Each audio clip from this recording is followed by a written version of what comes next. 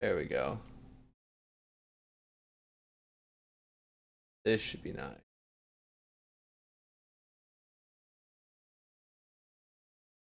Right. So we finally got things set up as far as stream setup goes. So I did not actually catch Champion Select. What we got going on right now is Giants versus Vitality. Vitality, of course, winning their game yesterday, and Giants doing the same. So it's going to be interesting to see how these two fare up against each other. Kind of going with the melee, we've got the melee meta of supports currently. We've got a Tahm Kench support into Rakan, which is not quite what most people think of when they think of the current melee support meta, but it's not a completely strange pick. And again, Ryze has been very, very common since the return of the EULCS, and is going to be up against that Azir from GZK. And no real surprising picks here. What's interesting is that the Gangplank hasn't really caught on in EULCS, despite being almost completely picked ban, if not completely pick ban, in Korean, in the LCK over there in Korea, which is interesting to see it come out here. And it will be further more interesting to track its performance and see whether other European teams kind of catch on to the Korean meta and or what Vitality is doing here with Kabashard playing the Gangplank top. Very early aggression out of GZK in the 1v1 against Betsy. GZK winning the trade. Not much is going to come out of it, as he does have potions. That stopwatch is going to be up in about 3 minutes as well. You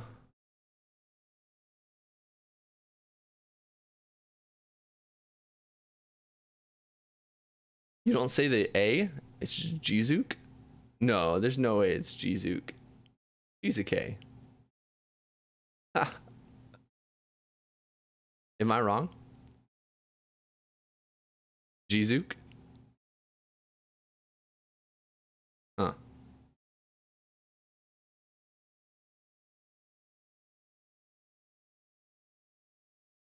So gank coming out from Joko. Again, the Tahm Kench can stop most of the gank, but he is going to have to pop that gray health, and he will get out alive. Summoner's down only from the Tahm Kench, whereas the Ignite gets dropped from Targamas. So it's going to be... he's going to have to play a little bit more safely, but usually in this lane, Tahm Kench kind of hangs out in the back anyway, and Mini Trupax with that range is going to be able to stay safe himself. So I don't expect much to come out of the loss of this flash, although it's certainly going to help Giants with their pressure. It's going to be interesting to see whether Joko can actually come back and cash in on that gank. Gilius is looking for something here, but he was spotted out. It looks like they're going to try to force... Oh, just kidding. They actually call it off. Bot lane says that, hey, it's warded. They're backing off. Let's not even try it. Don't even waste your time. Gilius instead is going to get some deep vision, which is a pretty safe thing to do given that he saw Joko gank fairly recently from the river. So it's a fair assumption to assume that the bot jungle has been cleared already. And again, one of the main things for getting that deep vision is you have to either know that, one, your lanes are pushing and they can back you up if you meet the jungler, or two, the jungler is not in that region.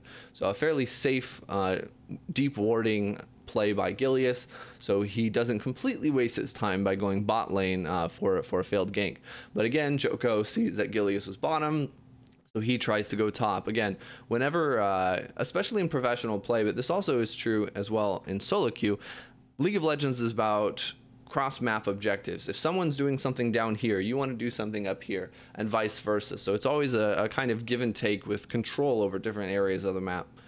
This will, fortunately for Giants, give them the shove. Even though it's a cannon wave, they'll be able to shove pretty easily with the Xayah, and they will get the back priority as well. And it should open up a small CS lead and experience lead for the bot lane of Giants.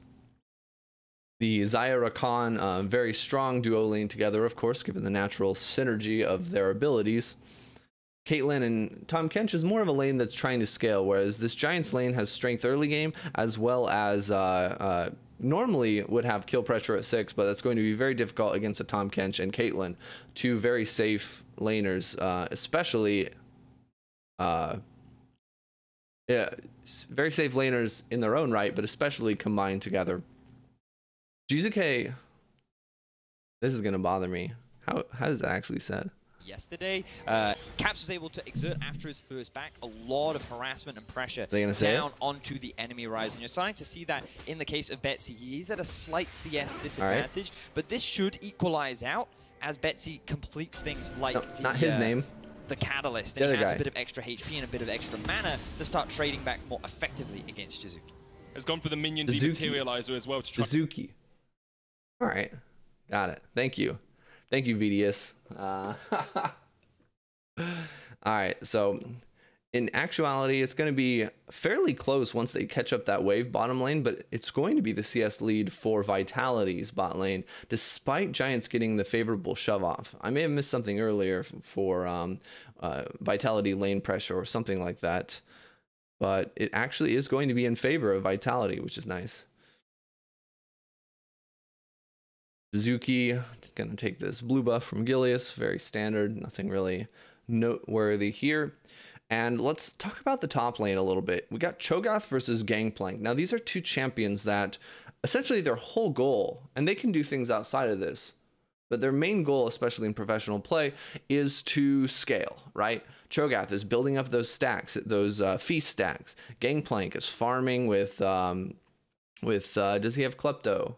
He does not have Klepto. Wait. Yes, he does have Klepto. He's going to be farming with a Klepto. He's going to be he does not have the gold generation item, which some Gangplanks have been taking, but he's going to be farming. He's going to be scaling. Gangplank getting the extra gold from his passive as well. I believe it's his passive. Oh, if I'm going to be casting these, I need to become more familiar with champion abilities. I was doing that anyway for solo queue, but it's just to reiterate. So there's a very strange invade from Joko. They do have the shove top lane, which makes this possible, but Cabashard says he doesn't really care, and he's actually leaving his top wave to collapse first. So he's at the red buff with Joko. They're getting collapsed on. There comes the ultimate out of both Cabashard and Jizuki, the stopwatch out of Joko, and he's popping the ult, and it looks like this is going to actually turn into Giant's favor. First blood from Rune onto Jizuki, and then Cabashard follows. Cabashard, of course, going to miss the first wave from rotating first, as well as going to lose a completely second wave after Rune shoves this in. A completely disastrous defense from Vitality. Giants with a what looked like a very risky, dangerous invade early on, especially with Cabashard pushing first, but they managed to make it work. The stopwatch really coming in very clutch for Joko. So let's look at this again. So Joko looks like he's all alone. It looks like it's going to be bad. The collapse takes a surprisingly long amount of time to work, and they're just going on a Sejuani who's very, very tanky. Meanwhile, watch Betsy and Rune and who they go for. So they go for Gilius initially, but then once Joko gets enough damage on Cabashard, they turn and realize that, hey, we can take down these squishies. We don't have to put all of our damage into the tank like Vitality did. We can actually switch targets, and they switch targets together, which is important, to go for both Cabashard and Jizuki. So what looked like a risky invade actually turns out in the favor of Giants, and they get first blood and a second blood as well, which is really going to snowball what was, well, the swing in top lane was actually very big, but very recent. Remember, he lost the 2 waves of experience and gold and first blood. I'm not sure whether that went to Joko or Rune, but one of them got first blood, and either he got a kill or first blood and an assist.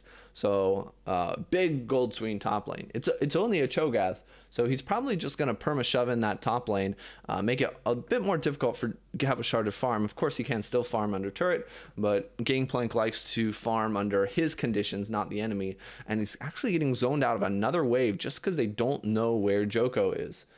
Hasn't been spotted on a ward, although with the roam up from Betsy, they have to assume that they're either going for a dive onto Cabashard or going for the Rift Herald.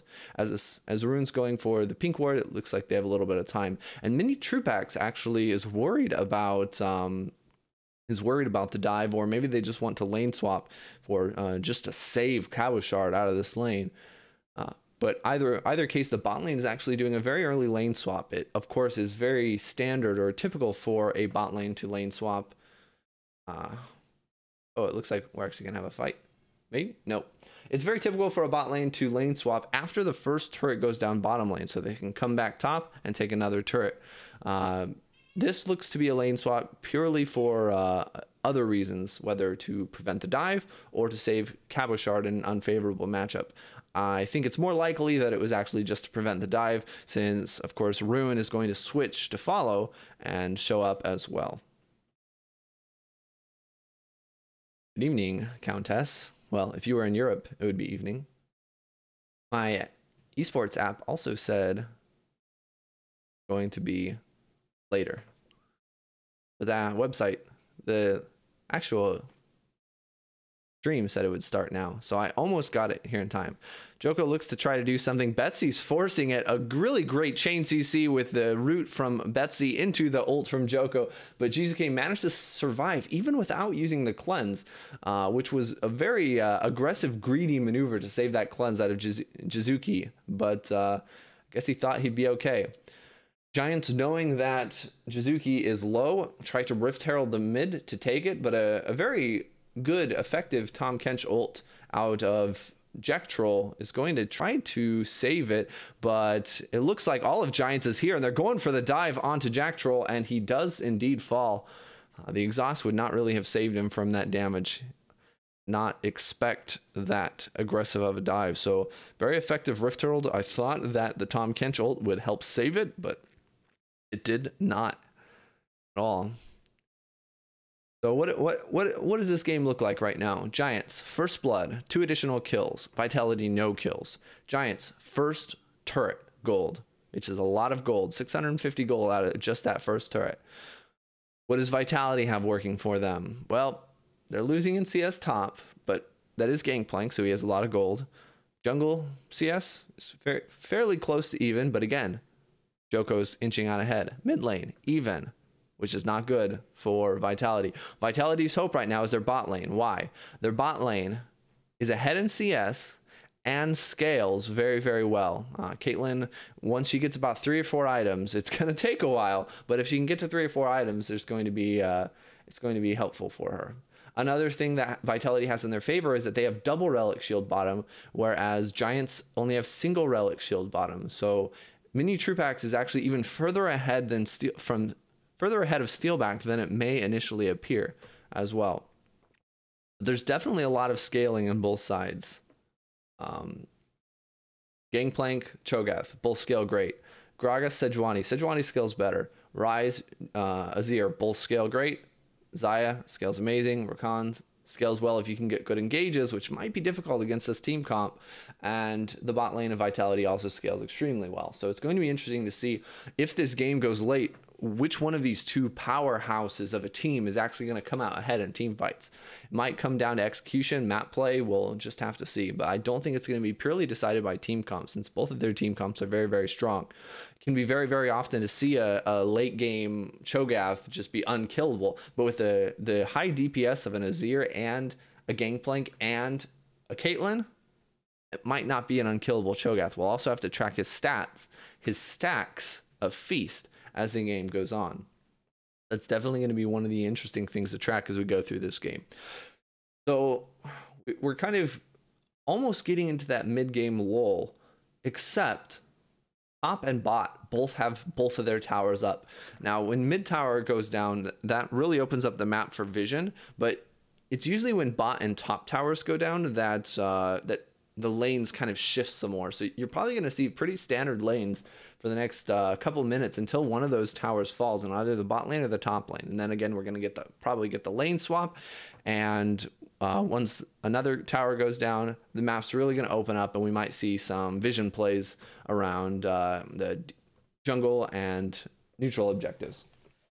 Although speaking of vision plays, you can see right now that Giants actually have invested fairly deeply into vision bot lane, but oddly enough, they're actually making a play top lane, which is a bit of a strange move. You usually want to keep the vision where you want to make a play, but it looks like Vitality is going to be surrendering it anyway. So what is Vitality trying to do? You always want to make a cross-map play. It looks like they might try to do something onto Argamus. In fact, Jizuki just says, nope, you have too many people coming. I don't have help. See you later. And he pops the ult and jumps away. Meanwhile, again, League is all about cross-map objectives. Ruin takes something top. Vitality's trying to take something bottom. However, they're too slow. They're not going to actually get more than just a little chip damage on the turret, and they back off. Vitality does have a fair amount of vision bot lane, but so does Giants, unless it's running out. You can see those deep wards on the Raptors and the Blue Brush as well. Zombie ward, very helpful. Blue Trinket, very helpful in getting these wards. The mini Trueback's, see how aggressive he was. That wouldn't happen if you didn't have that support. But it looks like it's going to be a gank from Joko. Luckily for Vitality, they back off in time. They know they don't want to survive. They don't want to win this. They don't want to fight this 3v3 that Sejuani can tank so effectively, even though it's only 17 minutes. And they surrender another tower. That's 3 towers now that Vitality have surrendered. They put up a fight for the middle one. They got dove. Jack Troll died. They have given up bot and they've given up top, frankly, because they had no other options. They are losing the rotation game. Giants is pressuring them with getting vision and getting the numbers there first, and as well as being stronger. Vitality are making the correct call and surrendering those towers because there's nothing they can do. If Vitality want to win this game, they're going to have to start being proactive with vision and plays. But who are they going to force on? Ruin, very hard to kill. So unless he's really far from turret and they expend a lot of time to take him down, that's not really going to be an option. Betsy can ult out. He doesn't have his Zhonya's yet, but he does still have that stopwatch available. There's not actually the cleanse from Jizuki at all. But it looks like they're trying to go for something still. And he pops the Emperor's Divide, but Ruin's on the other side with the Righteous Glory and gets the knockup and chains it with the Feast. And Jizuki just gets taken down. That's 4-0. Again, Vitality has to be proactive. What are they doing? They're being reactive. They're getting choked out of this game.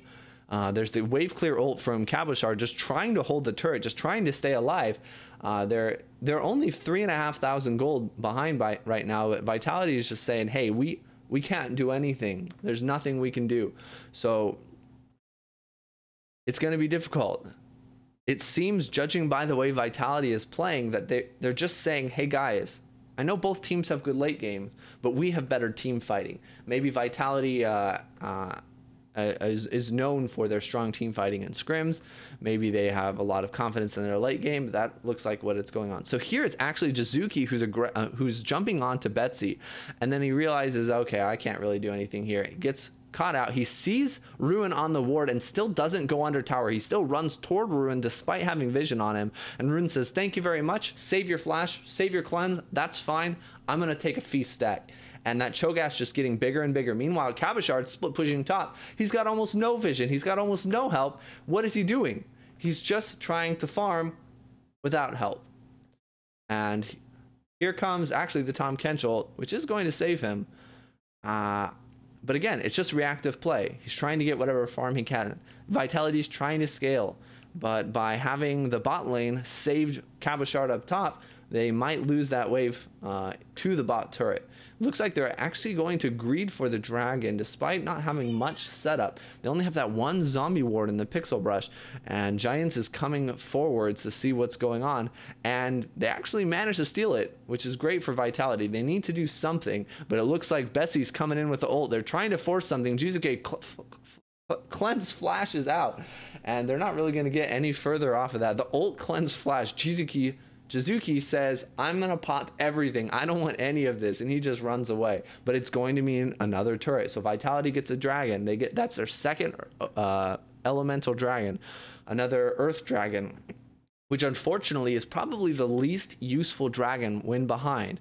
But look, top. Cabochard is going to keep farming. It's going to be with these 2 earth dragons, it's going to add another tool to the kit of Vitality, who are behind and are trying to come back. So again, they have to be proactive. One of the ways they can do that is potentially maybe going for a Baron steal, or not a Baron steal, a Baron sneak later in the game, if they can. However, Giants look like they recognize that and say, okay, we need to control the Baron vision. It's 20 minutes. You've got a tank. You've got DPS. Baron can very, very easily happen. So Baron's going to, I think, be a big thing coming up in the next 5 or 10 minutes, because Giants is going to want to control it. Vitality is going to want to either sneak it if the control lapses or go for a steal. So I think Baron's going to be pretty important in deciding what happens next. Vitality have no turrets, but they themselves, but they do have 2 inner turrets remaining for their defense, which are usually pretty hard to take.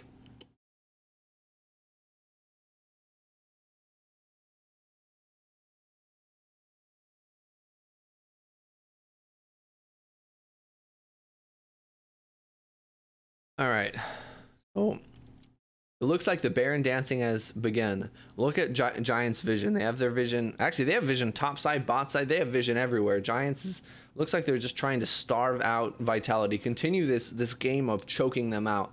Vitality are going to be looking for something, but they can't force too hard. They can only take favorable plays. As the gold differential grows in any game, ooh, it looks like EULCS is trying to do something, or maybe just face checking. It is 5 versus 3 here, but with the Rise ultimate, he can come in pretty quickly. I think it's just a play for vision, and they're forcing they're forcing Rune and Betsy to help defend the vision. There's the Righteous Glory coming out from Rune. He's all alone. They can turn him. They have a lot of DPS. Rune is still all alone, but finally Giants catch up, and EULCS is extremely squishy just because how far behind he is with the damage from mostly Ruin and Steelback, I believe, as Betsy is fairly defensive, although never underestimate that Rise damage.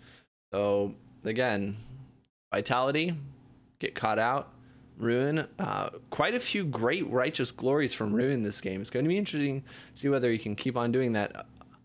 Targamas tries to go for the engage, gets the flash out of Jack Troll, and Vitality turn onto Ruin, who's on the side, and he's still all alone. Previously, being all alone and doing things has worked for Ruin, but this time his team cannot follow up, and he's all alone. And again, like I said, that Cho'Gath can be tanky, but Vitality have a lot of damage over time with Jizuki on that Azir and Mini Trupax on the Caitlyn.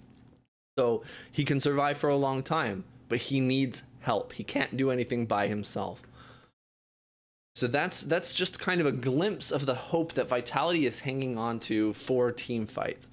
They're going to take this opportunity to get Baron vision. They do not want to start the Baron. They just want to get the vision. They want to kind of get a little bit more of a foothold back in this game. And the crab is very helpful for that. Of course, the crab doesn't completely prevent a Baron sneak, but it definitely helps get an idea of where the enemy is and whether they're kind of going for it. You know, there are ways outside of the crab, especially when you're on red side. There are it's actually fairly difficult to sneak the Baron with red side crab.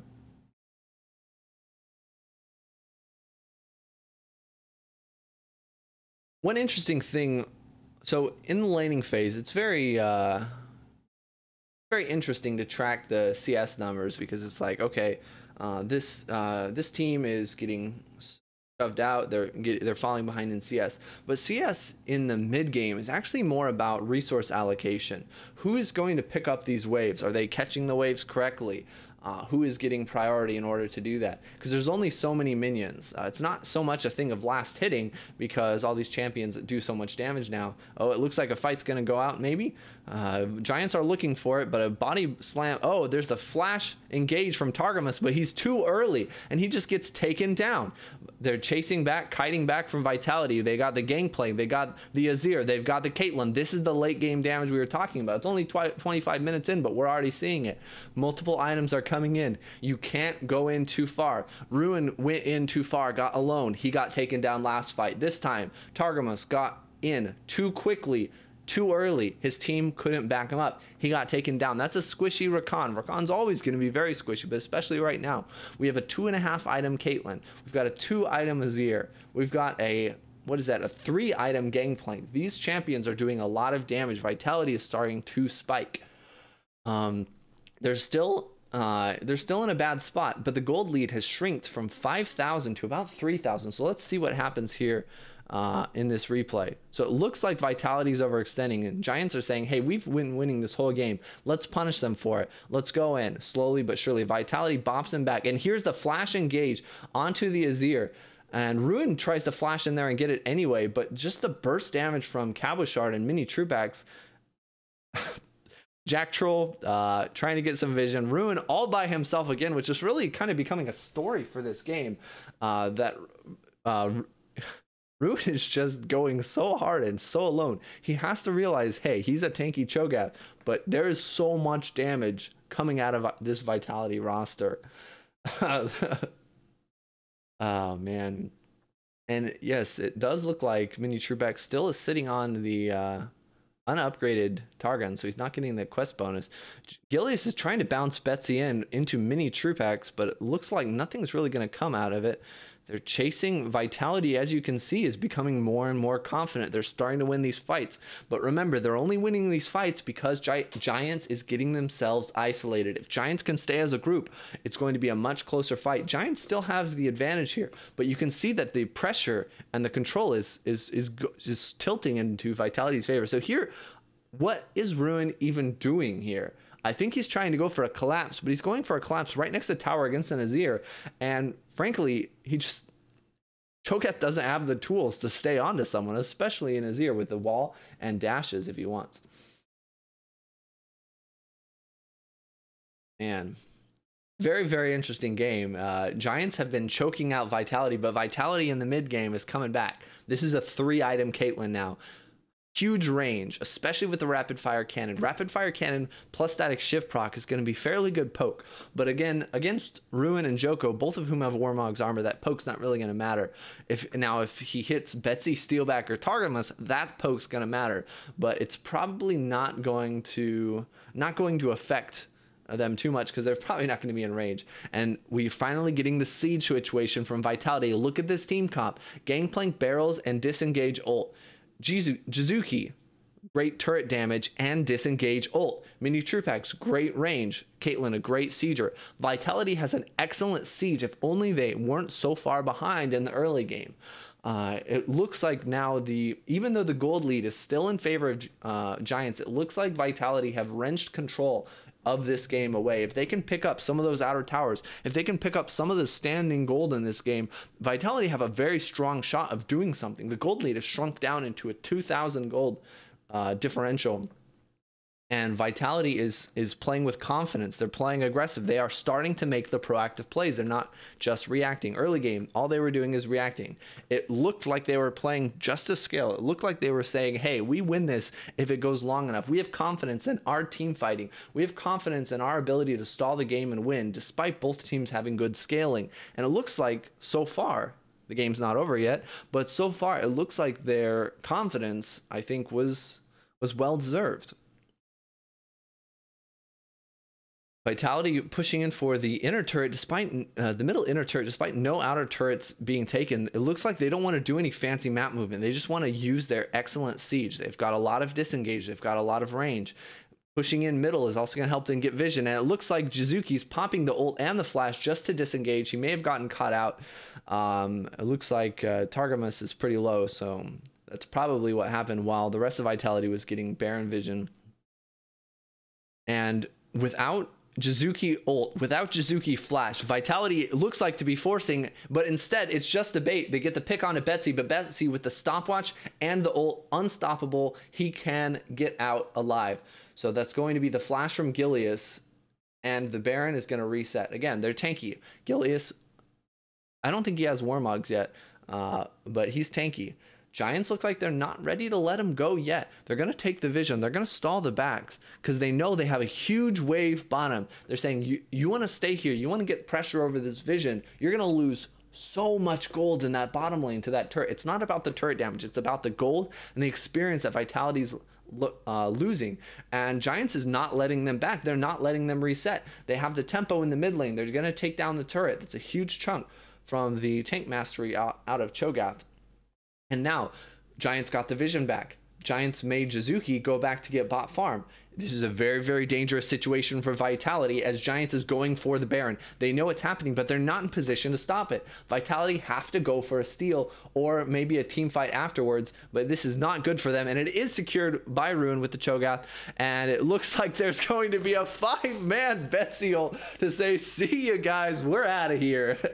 And Giants with a very great map play and some bad wave management from Vitality with some very good map play and awareness out of Giants leads to a flawless Baron take. It's a very safe take as well with the Cho'Gath Feast and the Sejuani Smite. It looks like, and then they just use the Rise ult to completely get out of there. They could have potentially won a fight, but remember that Baron debuff. They didn't want to risk it. They didn't need to risk it. Giants has been winning most of this game, but they've been starting to have some of it slip away in the last 5 or 10 minutes. So they want to play safe. They want to play smart. And they want to continue their method of choking out Vitality. No overextending. No getting isolated on the front line. Play slow. So let's see how they use this Baron. Looks like they're going for the 1-3-1, a very common approach with Baron, because then you get the minions, the Baron minions on every single lane, which is very powerful. As long as your solo laners can actually do well in the 1v1. I would expect both inner turrets to fall. Oh, actually mid inner turret fell at the beginning of that whole Baron play. I would expect the top inner turret to fall in this Baron. And Giants don't want to fight. Joko flashes out because they want to keep the pressure. They don't want to be forcing something. When in a 1-3-1, your job as the 3 is to not fight. Your job is to stay safe and just push in the waves so that the solo laners can get things done. And if somebody ever goes, if the enemy's 1-3-1 defense ever shifts, then you make something happen where you have the numbers advantage. Either a fight or a turret is all you need. So again, a very common thing is to shove in mid, inner turret is out, they can rotate up, and Vitality just can't defend. It's not anything against Vitality that they don't defend it. They make the right call, they give that up. They're going to try to hold their base turrets. This is much easier to hold, but it's still going to be difficult. So Vitality want to stall out the Baron. They want to wave clear if possible. They don't necessarily want to fight against this Baroned up team. However, if they can get a very favorable fight, or if they can force some important ults out of Giants, they can stall the siege and survive the Baron. If they can survive the Baron, I think Vitality can use their team fighting to kind of start coming back again like they were doing before.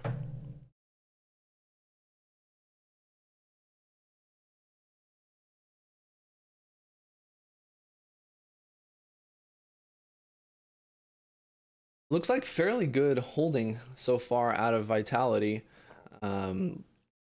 With the wave clear of Static Shiv, Caitlyn, the Azir with 3 items now. Gangplank has a pretty good Gangplank has pretty good wave clear in his own right. I expect that Vitality will be able to successfully stall out this Baron, and in fact it looks like Giants is retreating. They can finish off with some wards in the jungle before they reset, denied jungle camps as well. And I think a successful defense from Vitality. Giants had a great map play. They used the bot wave. They got mid turret. They got the Baron. They got inner turret off of that Baron, which is good for Vitality. Of course, it's never good to lose things, but only losing 1 inner turret and a very small amount of chip damage on the inhibitor turrets is a good trade. Is a good defense against a Baroned up team. So props to Vitality for managing to mount that defense. And again, it's only a 5,000 gold lead. It was a 5,000 gold lead 10 or 15 minutes ago, and Vitality started winning. They made a mistake, or rather, Giants made a very intelligent play and got an advantage again. But again, it's only a 5,000 gold lead. So if Vitality did it before, they can probably do it again. That Cho'Gath is getting big, but again, this is a good team to have against the Cho'Gath. I've said it a million times during this game because I think it's so important, because far too often we see this unkillable minus 2,300 Baron power play. That's not right, is it? Huh. Maybe I'm misinterpreting something. I thought Giants actually got gold off of that Baron.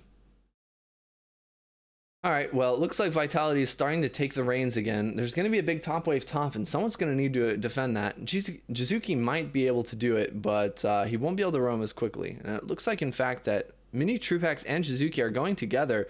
Vitality has to be careful in the mid lane that Giants don't make anything happen. It looks like a Rune is coming up, and maybe Vitality is actually going to defend after all. Giants looking for the 1-4 setup, possibly. They're going bot lane, but there's nothing to get down there. The wave is so far away. Oh, they're going for the blue buff. Blue buff into dragon transition, most likely, while Jizuki pushes in the top wave. They're okay with that trade. Looks like they might be trying to do something. Oh, Mini Trupax is really starting to hurt. 4-item Caitlyn is painful. Rapid fire cannon and static shift. The poke hurts. A very greedy back from Betsy. He almost gets caught out there. They're running on to Targamas, who luckily gets the jump over to Steelback with that extra range from the Zaya Rakan synergy, which is nice. Again, ooh, Joko looks for a force. He actually ults the Caitlyn, but hey, Jack Troll's right there with the Tom Kench. He flashes away to get extra distance out of Mini Trupax, and I think Giants is forcing this too hard. Vitality is kiting back. Vitality have a ton of damage. Giants say, hey, we can't go any further. Support flash for support flash, and in the end, Joko has no health. In the end, Vitality is in a good seed situation. They don't have a lot of minions, and Joko does have that Warm Algs, but this is the situation that Vitality wants to be in. They want to be in the seed situation. They want to be in control. They want to have favorable side lanes. Unfortunately, it looks like bot lane is pushing towards Vitality, so they are on a timer. However, their siege is very, very good. They can get some significant turret damage here, if not just take the entire turret. Almost get a good knockup from Rune onto Jizuki, but he gets out in time. The turret goes down. Vitality have time to reset, and in fact, Cabochard is already bot wave farming. Vitality can stay here. They're pretty safe with the Tom Kench and all of the disengage. It looks like they're going to try to do it while Cabochard is shoving in bot lane. Although Cabochard's actually backing. Again, Joko is all by himself. It looks like they're turning. Jizuki, a good ult, and he runs away. Cabochard is coming in. Gillies with a stopwatch, but he flashes away only to get eaten by Jack Troll. Terrible communication out of the jungler support right here. But it looks like, again, Vitality's kiting back. This is what their team comp is supposed to do. Both team comps scale well, but Vitality excels at kiting back and doing damage over time. Giants have no way to go forwards. Giants also don't have a bad kiting back team, but you can't have a team fight where both teams kite back. That doesn't work. And Giants is feeling the pressure. They're feeling like they have to force, and what's having them do, the result of that is that they are falling into Vitality's vision of an ideal team fight. If Giants can force and Vitality only has to kite back and deal damage, that's so good for the Azir, Caitlyn, and Gangplank. They've got so much disengage. Gangplank ult helps disengage. Gilius ult helps disengage. Azir ult helps disengage. Caitlyn ult doesn't, but Tom Kench can also disengage, not with the ult. All right, so look, they're forcing really, really hard, but they can't get onto the carries. Again, they almost take down Jack Troll, they almost take down Gillies, but that doesn't matter. The 3 other members of Vitality are dealing an absurd amount of damage. And at the end of the day, Giants have big tanks. Sejuani's a big tank. Oh, remember what we said about if you ever get caught by the rapid fire static shift cannon? Well, Betsy found out what happens if you get caught with no armor outside of the Zanya's hourglass. And Jizuki, or Mini Trupax rather, says, thank you, I'm going to take your health. And it looks like they're forcing on a Jack Troll, but again, this is the same situation as before, except Gilius actually gets taken down. They're still cutting it back, and look at that ridiculous damage out of Mini Trupax with a double kill static shiv proc and Jizuki. Again, they've managed to get the tank, but it doesn't matter. Gilius fell so fast. This was a 4v5. Gilius was done, but they used their ults, they used their damage. Giants forced onto the tanks. They got the tank, but after that, Vitality says, okay, take God Gilius. We don't need God Gilius. God Gilius will die for our sins. And Vitality managed to win the team fight. They've come back. They have come back twice from goal deficits this game, and it looks like they're going to take the Nexus. And Vitality is now 2-0 in the first week of the EULCS. And I think the main story of that game is Vitality keeping a cool head and realizing how they want to play the game. They realize that they can scale. They realize both teams scale, but we have a great team. We can kite back. We can win team fights. They're confident in their own ability. And outside of a few minor misplays, and especially a very good map movement play out of Giants, Vitality fell behind, but kept on coming back. They kept on coming back. They never got completely starved out. They stalled well, and they took the fights that that their team comp excelled at. And I think the real turning point was the 2 team fights in the middle of this game where Giants just forced too hard, and their front line was all alone. Ruin on the Tom Kent on the Cho'Gath all alone once, gave over a kill. Later on, Rakan engages way too far forwards, gets taken down, and that started giving Vitality the foothold they needed to come back. And after that, Giants started getting desperate. They started forcing too hard. They started running into the team who excels at kiting back. And once they started losing gold that way, Vitality got enough map pressure to be able to get into the dream siege composition. And when you're getting sieged on, your only choice is to force and engage. But if you force and engage on a team that excels at disengage, it's a catch-22. And at the end of the day, Vitality secures, I think, a well-deserved victory. Quite impressive performance out of them in terms of their overall game plan over the duration of the game. And good work. Let's toss it over to our non-existent analyst to talk about this some more, because I've been talking way too much, and I don't know how many games I'm going to be able to do. I don't have another caster to talk. Good.